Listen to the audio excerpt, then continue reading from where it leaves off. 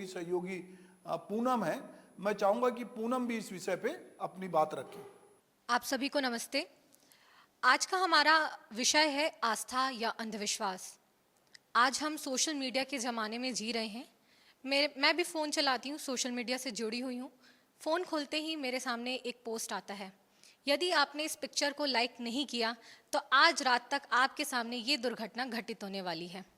अब ये मुझ पर निर्भर करता है कि मैं इस पोस्ट को किस तरह रिएक्ट करती हूँ। सेम दूसरी तरफ शिवरात्रि है।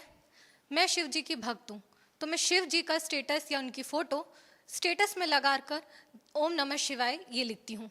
ये मेरी आस्था है। लेकिन उस पोस्ट को नहीं फैलाना, ये मेरे अंधविश्वास के जाल में ना फंसना, ये इसका उदाहरण है। यही है आस्था और अंधविश्वास के बीच की लकीर। आप ज़रूर आस्था को मानिए, लेकिन अंधविश्वास में ना फैलिए।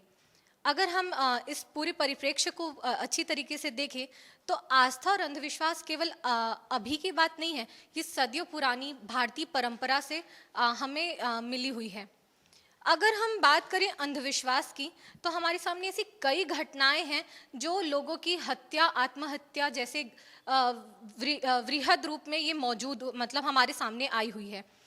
एनसीआरबी के आंकड़ों पर अगर हम नज़र डालें तो 2021 में लगभग 68 मौतें सिर्फ और सिर्फ जादू टोना और मौत तंत्र मंत्र के कारण हुई। वहीं अगर साल 2020 की बात करें तो टोटल 88 मौतें इस जादू टोना के कारण हुई।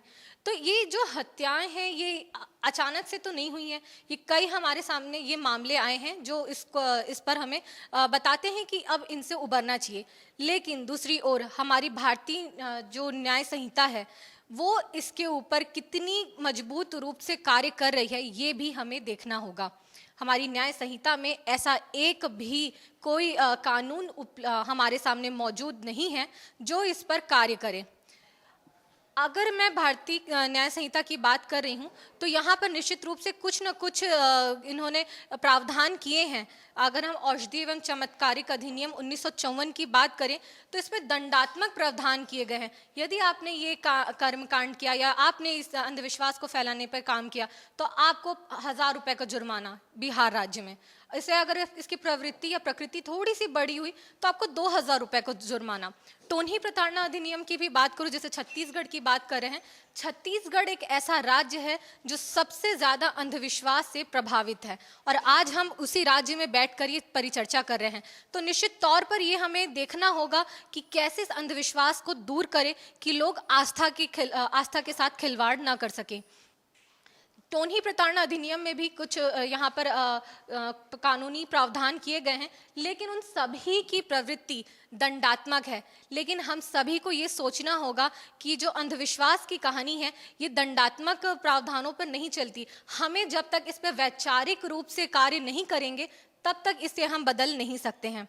दूसरी बात अगर मैं इस पर और जोड़ना चाहूँगी कि जो आस्था और अंधविश्वास की बातें हम कर रहे हैं, इसके लिए हमें समाज के ज़मीनी रूप में हमें जाना पड़ेगा, उनकी ज़मीनी जड़ों को जानना पड़ेगा।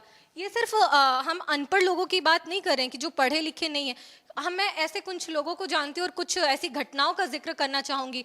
तेलंगाना की एक मल्टीनेशनल कंपनी की एक एम्प्लॉय है, पिछले साल की घटना है। वो अपने एक पसंद के लड़के से शादी करना चाहती थी, लेकिन उसकी माता अग्री नहीं करी थी। उसकी जो माँ थी कि नहीं, तुम उस लड़के से शादी नहीं करोगी। तो उसे एक तांत्रिक के पास ले जाती हैं और उसके हाथों में धागा बंधवाती हैं। क्यों? क्योंकि उसे उसकी पसंद के लड़के से शादी नहीं करवानी है।